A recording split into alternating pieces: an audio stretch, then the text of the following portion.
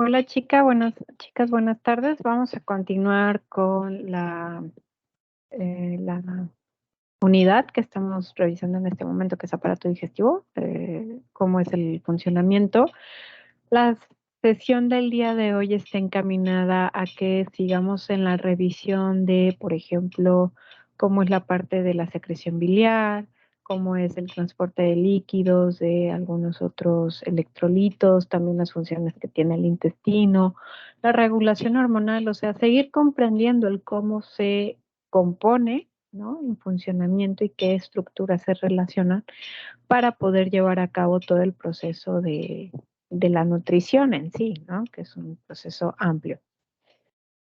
En la anterior sesión veíamos un poquito del funcionamiento de la parte desde la boca, ¿no? Hablábamos de las glándulas salivales, la importancia que tiene la saliva, el esófago, aunque bien no tiene una función, una longitud mucho mayor que otras partes de nuestro aparato digestivo, pues cumple con una función muy importante, que es transportar los alimentos de la boca hasta el estómago. Y en cuanto al estómago, estuvimos revisando las fases que lo constituyen, por ejemplo, la fase cefálica, la fase gástrica, la fase intestinal, también, por ejemplo, las diferentes células que lo componen y las diferentes secreciones que producen, ¿no? Bajo ciertos estímulos que normalmente lo están regulando.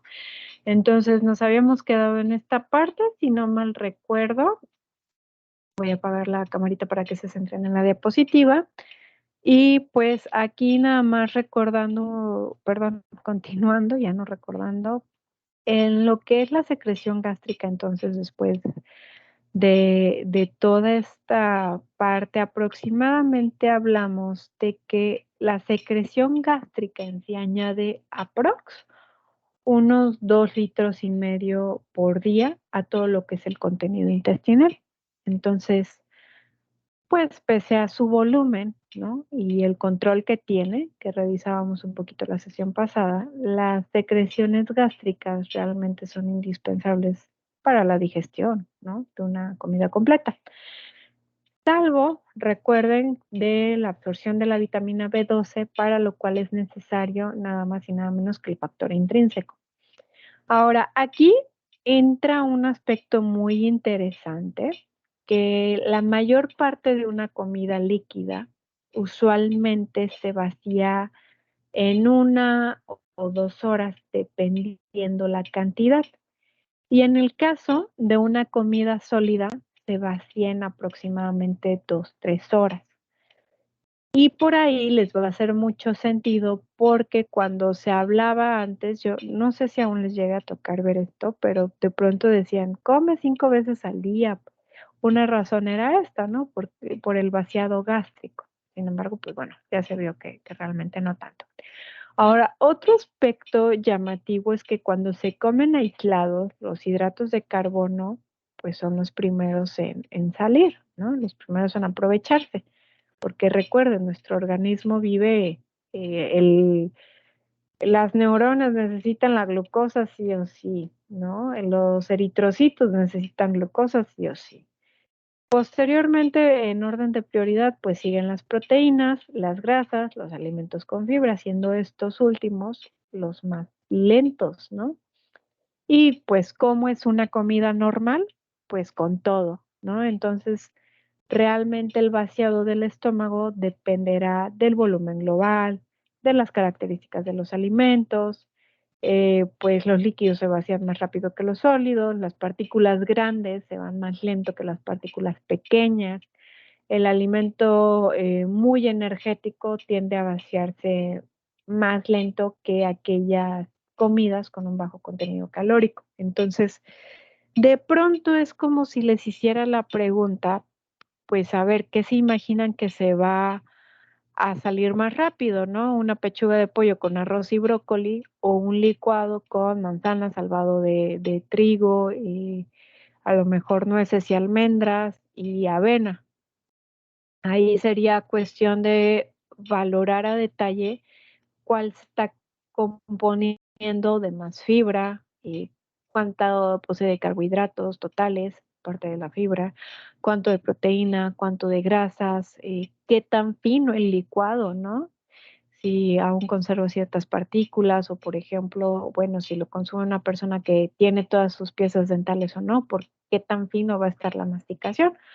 Entonces, son ciertas pautas importantes al momento de considerar incluso una prescripción dietética, sobre todo cuando se van con adultos mayores. Ahora, en el caso de otras secreciones que podemos encontrar, pues viene la secreción pancreática.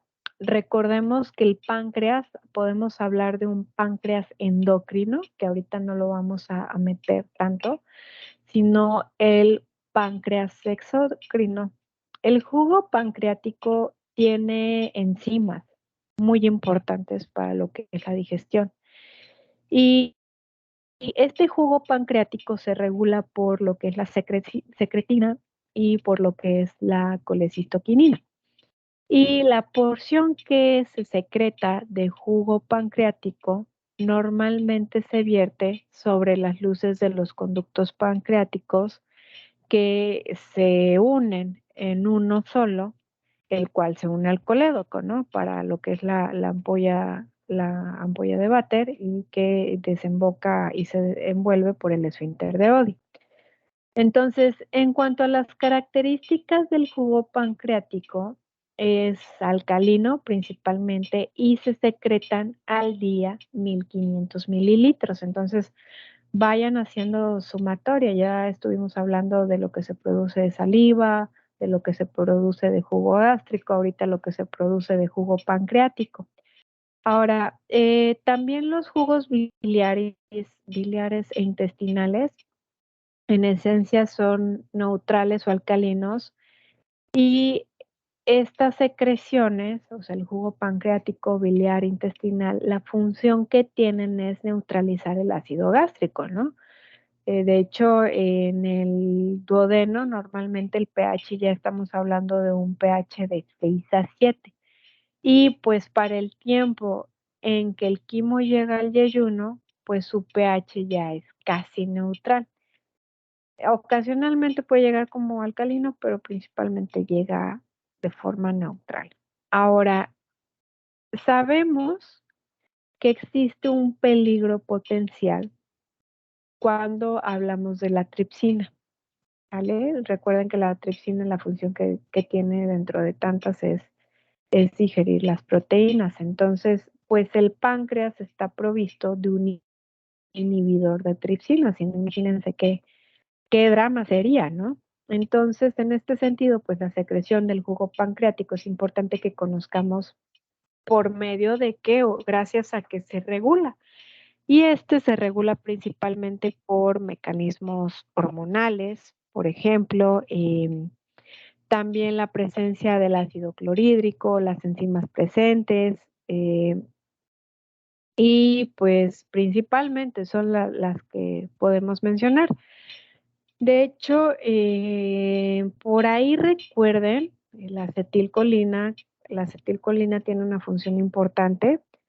De hecho, actúa sobre las células acinares y pues produce un estímulo, ¿no?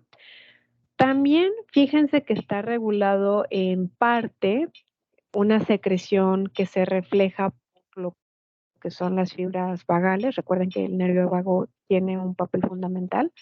Y pues al hablar del nervio vago, entonces estamos hablando del estímulo de la vista y el olfato. O sea, reflexionemos la importancia que tiene el prestar atención a los alimentos, porque incluso una porción se regula gracias a esto.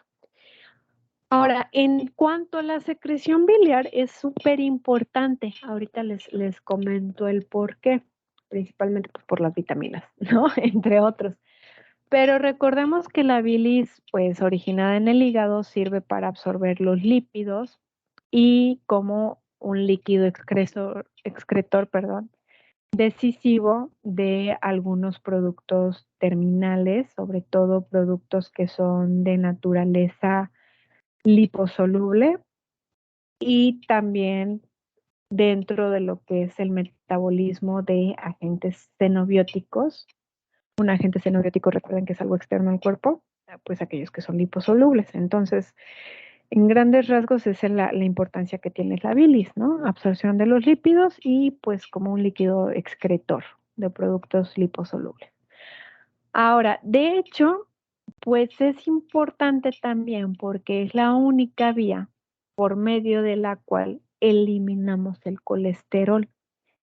Y la bilis está constituida por ácidos biliares, los pigmentos biliares, otras sustancias disueltas semejantes que semejan mucho al jugo pancreático, y lo que producimos más o menos al día es de unos 500 mililitros. Súmenlo a todo el líquido total que hemos estado mencionando.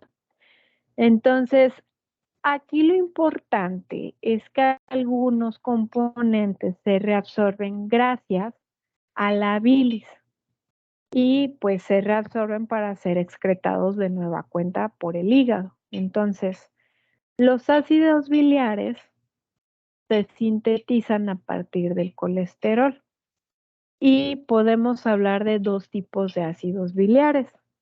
Los ácidos biliares primarios, que como bien vemos es el ácido cólico y el ácido queno-desoxicólico, y estos, pues por el efecto de la microbiota en el colon, se transforman en ácidos biliares secundarios. Entonces las bacterias transforman el ácido desoxicólico en, bueno, a ver, es que aquí luego me hago medio pelotas. Entonces, recordemos, está el ácido cólico y el ácido queno-desoxicólico. Se transforman estos a su vez, el cólico en desoxicólico y el queno-desoxicólico en litocólico. ¿Vale? Hasta ahí no hay mayor tema. Posteriormente, en lo que es continúa la transformación, el desoxicólico se transforma en ursodesoxicólico y el litocólico en queno-desoxicólico. Hasta parece trabalenguas, ¿verdad? Pero más o menos, a ver, ursodesoxicólico, sí. Les checo bien el dato también se forma, no, a ver. No, les estoy diciendo mal, perdón chicas, es que ahí tacho para mí que ya tiene que lo estudiar. A ver, no, corrijo, es que les estoy diciendo un error. A ver, el ácido cólico se transforma en desoxicólico, ahí no hay pega, ¿sale? Y el queno-desoxicólico se transforma en litocólico. Hasta ahí quedamos, ¿sale? Entonces esas son las transformaciones. Pero adicional, se forma un poco de ácido ursodesoxicólico. Ese van a decir, bueno, ¿y ese de dónde viene? Ese viene a partir del ácido queno-desoxicólico. Entonces son tres los ácidos biliares secundarios: el desoxicólico, el litocólico y el queno-desoxicólico. Perdón, parece trabalenguas, pero es que sí, de repente es como medio así de, ¿cómo quedó? Pero así, entonces, primarios, pues ya quedamos, cólico y el queno-desoxicólico, los secundarios desoxicólico, litocólico y el ursodesoxicólico. Ok, entonces, ahora, otro aspecto importante es lo que es esta parte de la formación de micelas, ¿no? Y que gracias a las micelas, pues los lípidos se pueden transportar al borde en cepillo de las células epiteliales del intestino. Entonces, esa es una de las funciones que normalmente mencionamos como las primordiales en lo que es la secreción biliar. Lo quise poner así como, o mencionar hasta este punto, porque a veces obviamos, ¿no?, las funciones que posee, como lo que les mencionaba, absorción de lípidos, eliminación de algunas sustancias. Un aspecto que no deben de descartar cuando hablemos de sales biliares es que el 95% de las sales biliares se absorben en el intestino delgado, mientras que un 5 al 10% entra en el colon y se transforma en sales de ácido desoxicólico y litocólico. Ahora, lo relevante aquí, y que de hecho, perdón que no lo haya colocado en la diapositiva, es la siguiente situación. Ok, ¿qué pasa si yo excluyo la bilis del intestino? Tan solo ahorita por lo que hemos mencionado entonces, entonces no se absorberán lípidos, al no absorberse lípidos pueden no absorberse ciertas vitaminas y entonces podría no estar eliminando ciertos productos. Entonces, cuando se excluye la bilis, hasta el 50% de la grasa que se llegase a ingerir puede aparecer en las heces con una consecuente absorción deficiente de vitaminas, ¿no? Y pues sobre todo esteatorrea, ¿no? Habrá esteatorrea. Entonces, sobre todo, pues la secreción biliar tiene este papel tan, pero tan importante.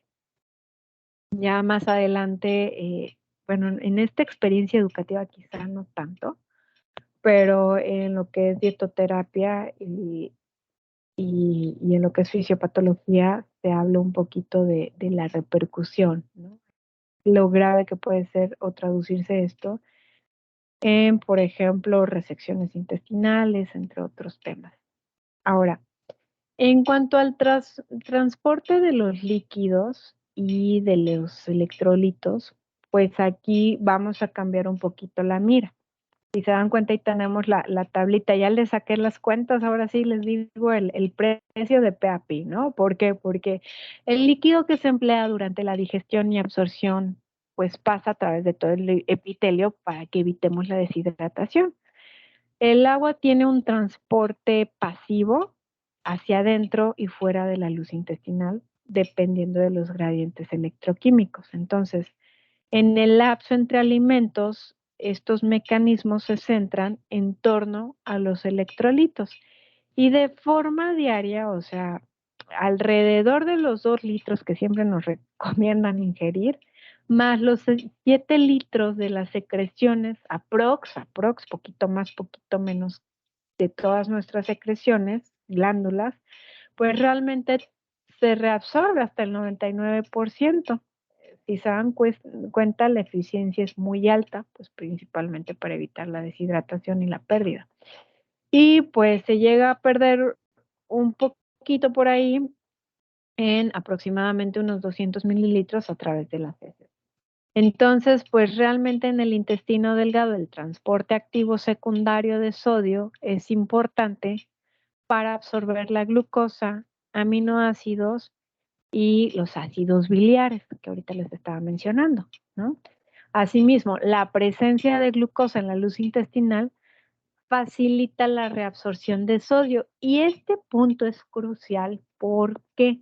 Porque cuando hablamos entonces de la hidratación, esta es la respuesta del por qué no siempre el agua nos hidrata. No estoy diciendo que el agua no hidrate, ¿eh? No, no se vayan a confundir.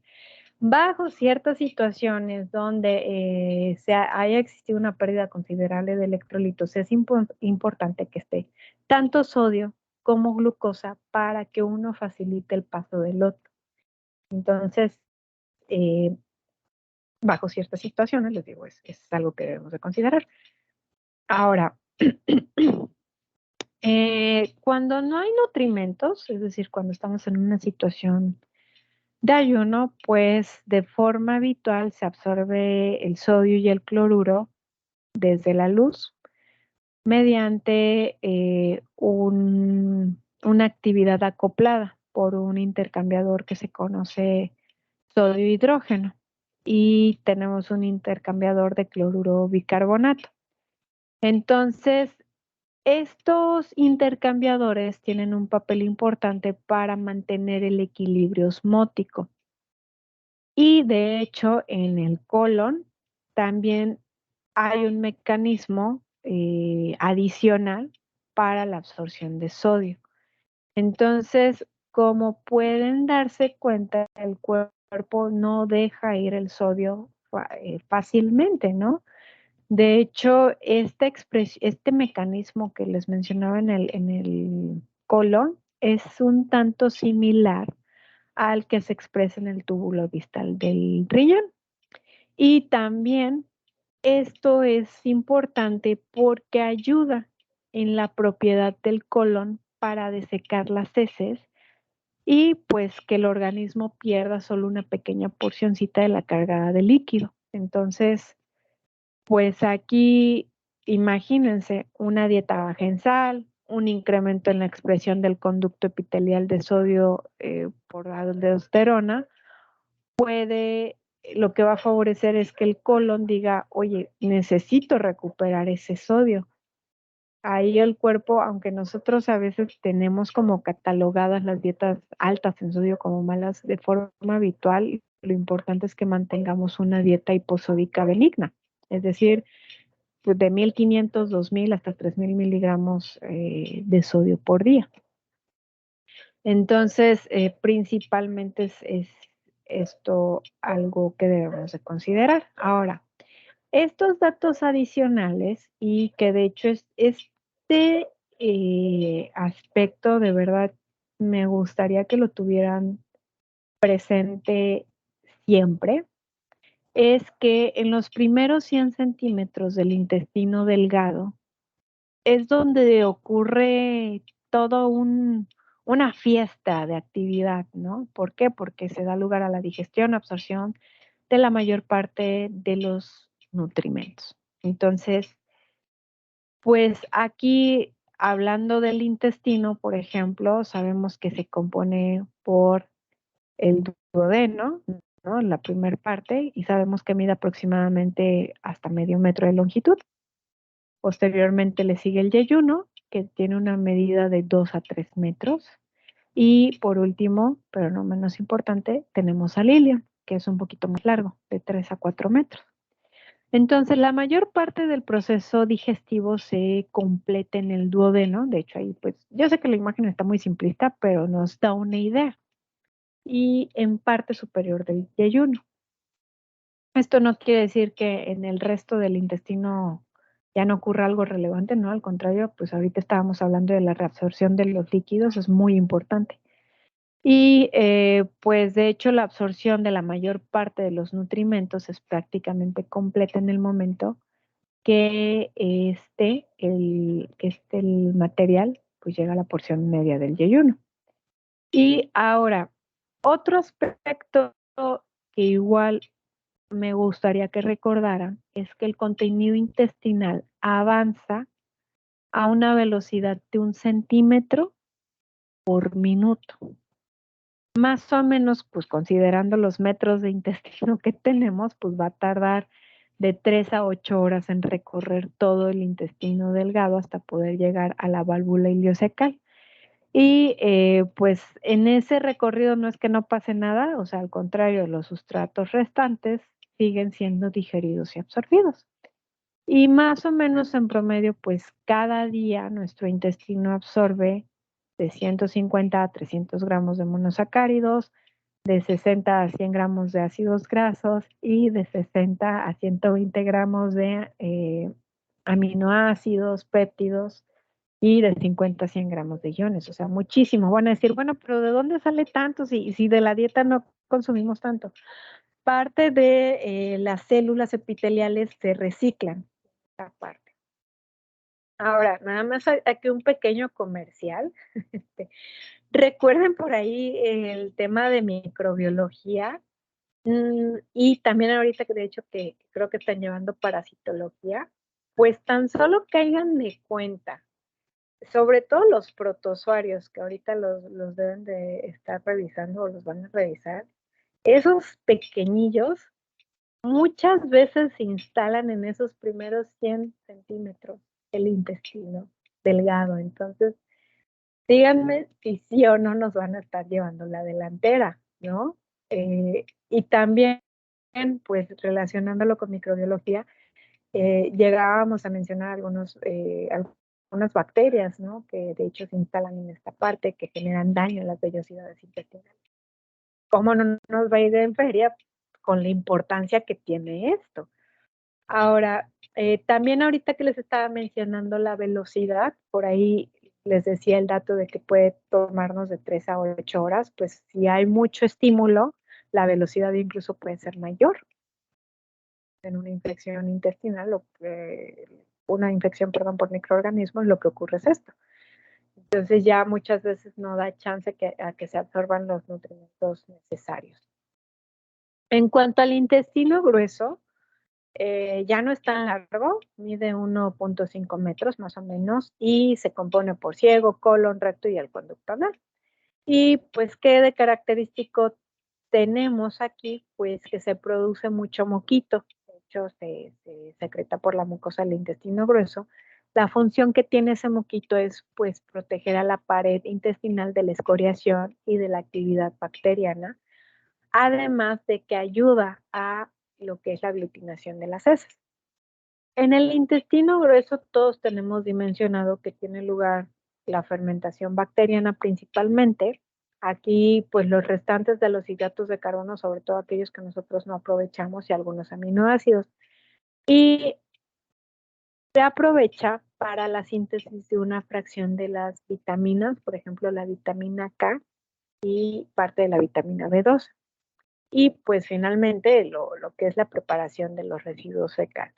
Aquí la velocidad ya es un poquito más lenta. Hablamos de una velocidad de 5 centímetros por hora y de hecho algunos nutrientes residuales pues pueden ser absorbidos. En cuanto a lo que es el proceso de la defecación o bien la expulsión de las heces por parte del recto y el ano, sabemos que la frecuencia es variable, ¿no? Hay quienes van de verdad envidiablemente hasta 3 veces al día, o bien hay individuos que van una vez cada 3 días y no pasa absolutamente nada. En cuanto al peso de las heces, puede ser de 100 a 200 gramos, pues muy variable y el tiempo de tránsito en situación normal, de la boca hasta el ano, puede ser desde 18 hasta 72 horas, dependiendo pues las características de cada individuo. Y de hecho las heces normalmente en su proporción pues son un 75% agua y un 25% sólidos, pero las proporciones realmente son variables. Aquí les estoy hablando en una situación normal. De hecho, 2/3 del contenido del peso húmedo de las heces son las bacterias. Y el resto, pues ya son las secreciones digestivas, el moquito, células desprendidas, parte de la microbiota, las partes no digeridas de los alimentos. Entonces, pues ¿de qué va a depender? Pues de la dieta, ¿no? Una dieta rica en fibra, a través de fruta, verdura, legumbres, granos. Lo que nos ayuda es que el tiempo sea más rápido, ¿no? El tiempo del tránsito sea más rápido y la defecación sea más frecuente y las heces sean pues, con una consistencia más blanda. Muy diferente que cuando no hay suficiente fibra, pues toca, ¿no? Que tardas para poder ir al baño. Ahora, aquí nada más déjenme recordar otro puntito que se me pase. Mm, mm, mm. Nada más, principalmente también otro aspecto, la parte del nervio vago, que también puede estimular, ¿no? Factores que desencadenan estrés pueden alterar esta parte. Ahora, en cuanto a la regulación del sistema digestivo, pues cuenta con diferentes mecanismos. Por ejemplo, está lo que es la regulación endocrina, pues como todo, ¿no? Las hormonas son las que tienen el sartén por el mango. La regulación endocrina es mediada por la liberación de hormonas diferentes que se secretan pues por los factores desencadenantes que tienen una relación con la comida.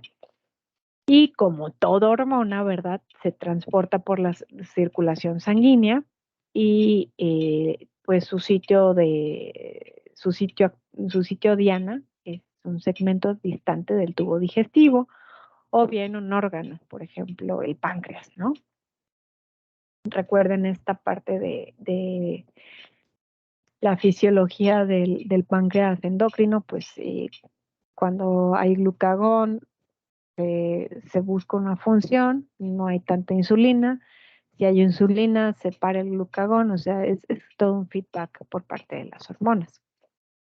Ahora, tenemos también algunos otros mediadores que pueden modificarse de manera diferente, ¿no? Entonces, aquí en esta forma, en este sentido me refiero a las conexiones con el sistema nervioso central, toda la parte de la inervación, que pues finalmente el sistema nervioso, aquí se conoce como el sistema nervioso entérico, integra todos los impulsos centrales que van al intestino, pero de forma regular e independiente pueden tener un efecto en la función intestinal en respuesta a los cambios en el lumen digestivo.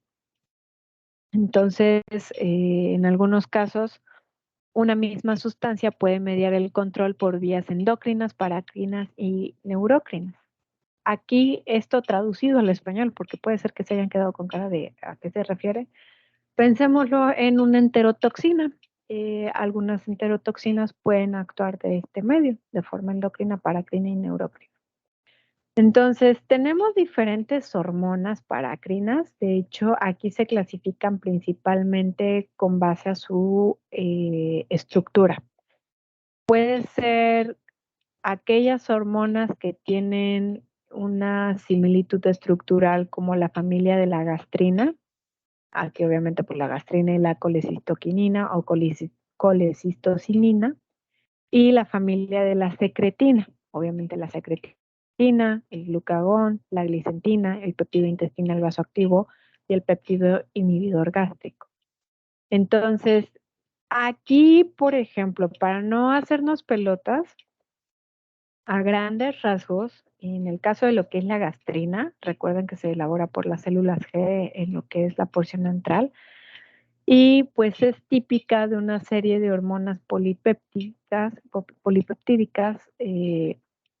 y pues aquí poseen cierta homogeneidad. Entonces, tienen diferentes componentes, pero lo relevante de estos componentes es la manera en cómo estos pueden afectar a las acciones. ¿A qué me refiero con esto? Por ejemplo, en los componentes, pues a dosis altas de gastrina, tiene actividades, pero las principales, pues es la estimulación de la secreción de ácido gástrico y de pepsina, así como la estimulación del crecimiento de la mucosa del estómago, ¿no? Para proteger el intestino delgado y el colon. Tiene una acción trófica.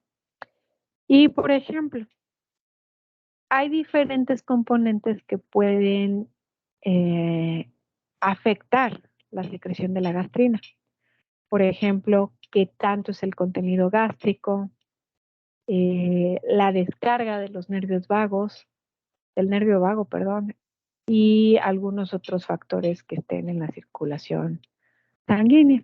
También, por ejemplo, en cuanto a la gastrina, en ciertas situaciones como la presencia de proteínas puede aumentar, sobre todo pues en el caso de la fenilalanina y el triptófano, muchas veces estimulan el aumento de la secreción de la gastrina. Principalmente. Aquí, la verdad, chicas, la intención no es complicarlas. Les voy a compartir un pequeño, pues, como resumencito de esas hormonas y el efecto que tienen, porque les soy muy honesta, o sea, no es como que lo vayan a aplicar, o sea, no es que les digan, no sirve, ¿no? Sí sirve, pero no es algo que tengan que saber de memoria con los ojos cerrados, básicamente. Entonces, por eso les digo, no quiero conflictuarlas más, mejor leidito. Aquí les digo, está el efecto, nada más que se los voy a compartir yo creo que en un PDF para que no tengan que estar revisando toda la demás parte. Déjenme paso la diapositiva. Es igual, les digo, es el efecto a grandes rasgos que tiene, ¿eh? No se preocupen. Y pues continuando entonces en este sentido,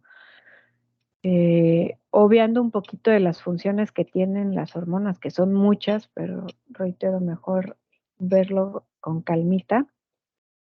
Y volviendo a la parte de cómo se regula, pues podemos hablar del sistema nervioso, ¿no? El sistema nervioso entérico. De hecho, existen dos redes principales de fibras nerviosas. El plexo mioentérico, que también lo pueden encontrar como el plexo de Auerbach, que se sitúa entre la capa externa del músculo longitudinal y de la media del músculo circular, y el plexo submucoso, el plexo de Meissner, que está entre la capa circular media y la mucosa.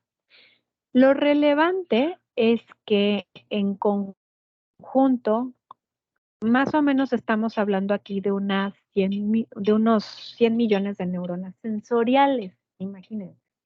100 millones de neuronas sensoriales, interneuronas, motoneuronas. Y que de hecho, dado que muchas se encuentran en toda la médula espinal y el sistema probablemente se visualiza mejor como una parte desplazada del sistema nervioso central, que se ocupa de la regulación de la función digestiva. De hecho, pues ahí el dibujo está medio extraño, pero es un poquito explicar esta parte. Y algo que deben de tener muy presente es que a veces se designa a esta parte como un pequeño cerebro por la cantidad de neuronas que existen, que está conectado con el sistema nervioso central mediante fibras parasimpáticas y simpáticas, y que de hecho puede funcionar de manera autónoma sin estas conexiones. Y pues, por ejemplo, el plexo mientérico inerva las capas del músculo liso longitudinal y circular y se ocupa principalmente del control motor, mientras que el plexo submucoso inerva el epitelio glandular, las células endocrinas intestinales y los vasos sanguíneos de la submucosa, e interviene principalmente en todo lo que es la secreción intestinal.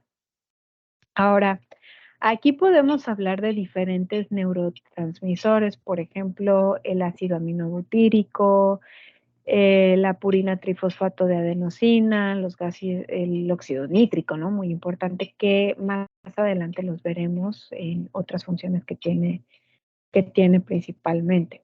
En cuanto a lo que es la inervación extrínseca, pues tiene una, una inervación extrínseca doble por parte del sistema nervioso autónomo y tiene una acción colinérgica parasimpática. Entonces, esto se va a traducir en que va a aumentar la actividad del músculo liso intestinal y reducir la actividad noradrenérgica simpática, a la vez que produce pues la contracción de los esfínteres, lleva un control de los esfínteres.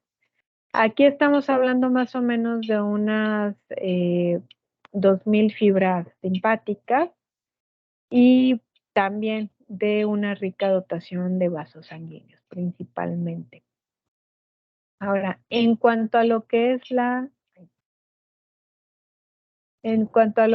circulación gastrointestinal, pues el flujo sanguíneo al estómago, a los intestinos, al páncreas, el hígado, está dispuesto en una serie de circuitos paralelos.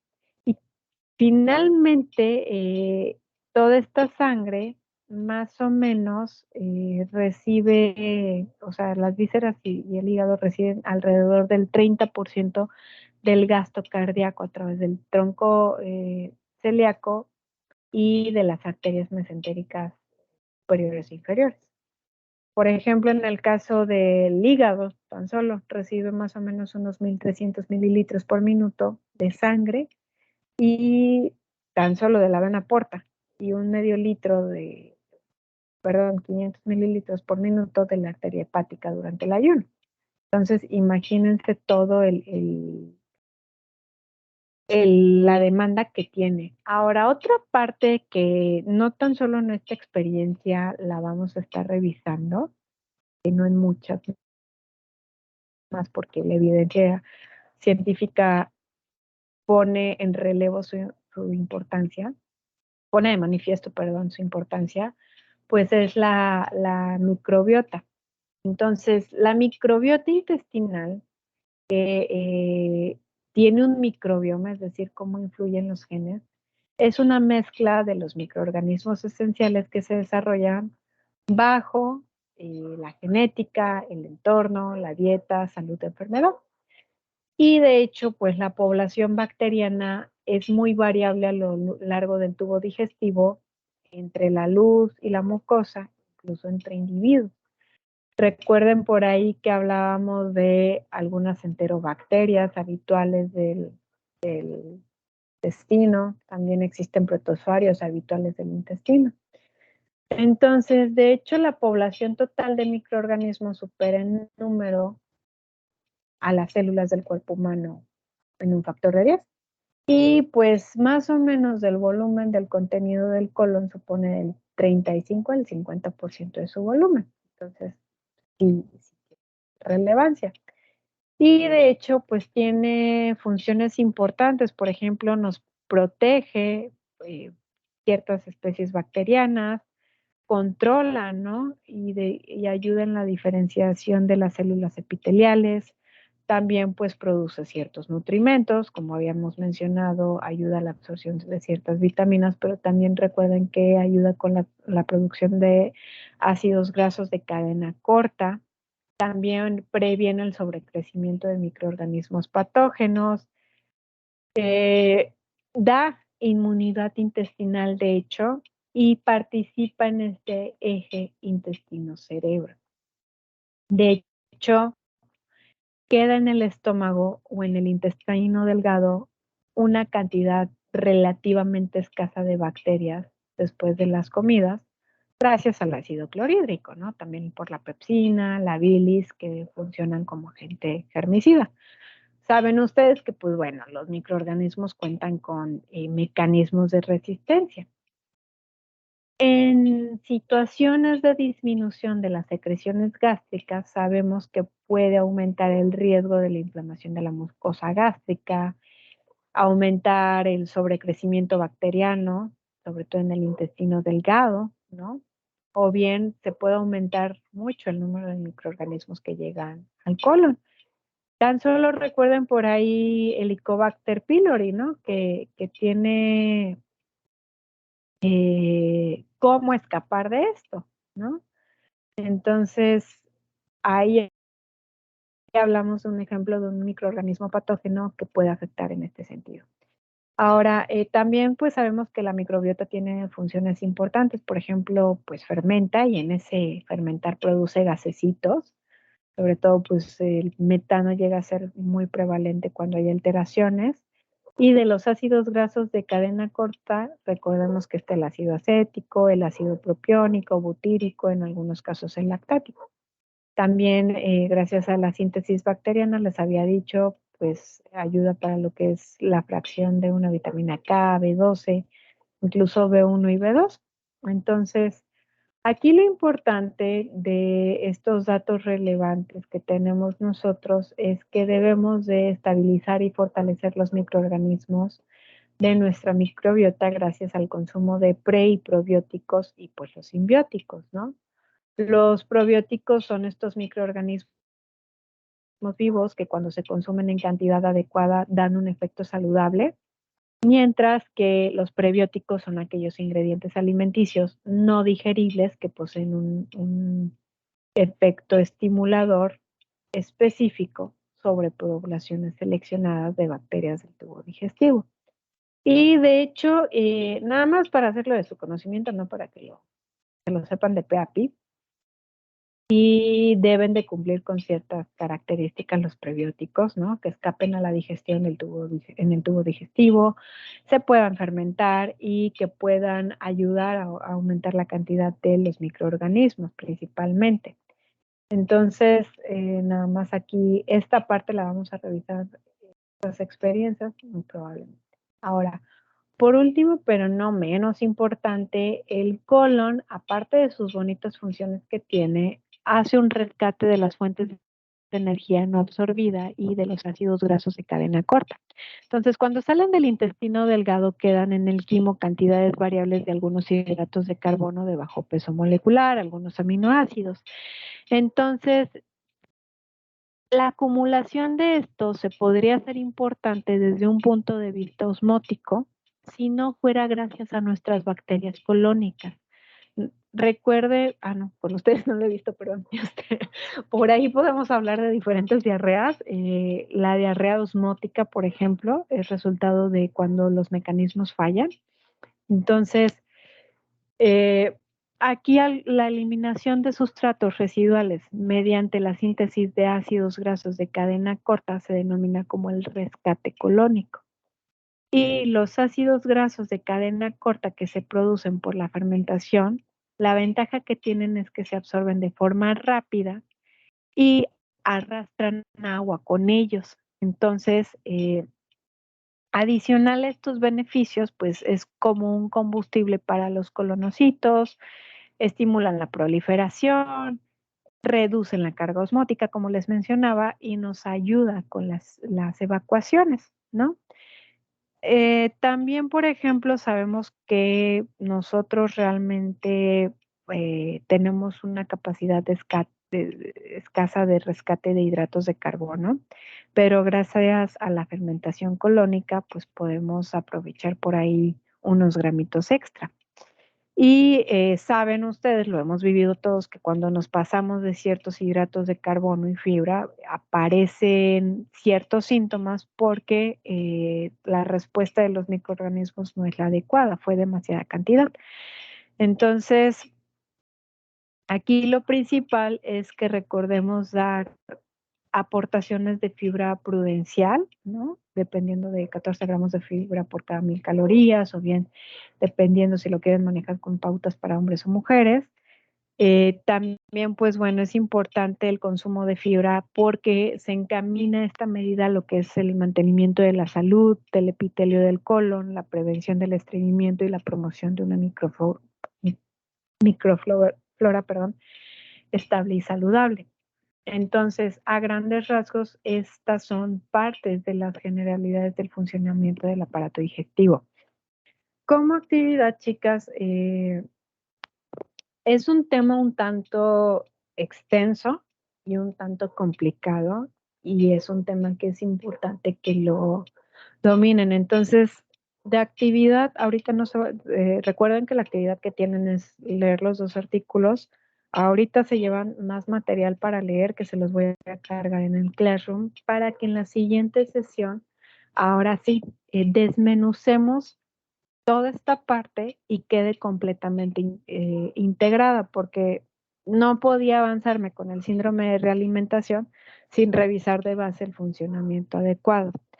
Entonces les comparto las lecturas por el Classroom. La siguiente actividad, la siguiente semana lo integramos en unas pequeñas actividades y continuamos con la revisión del temario. Antes de finalizar, chicas, no sé si tengan alguna duda de momento.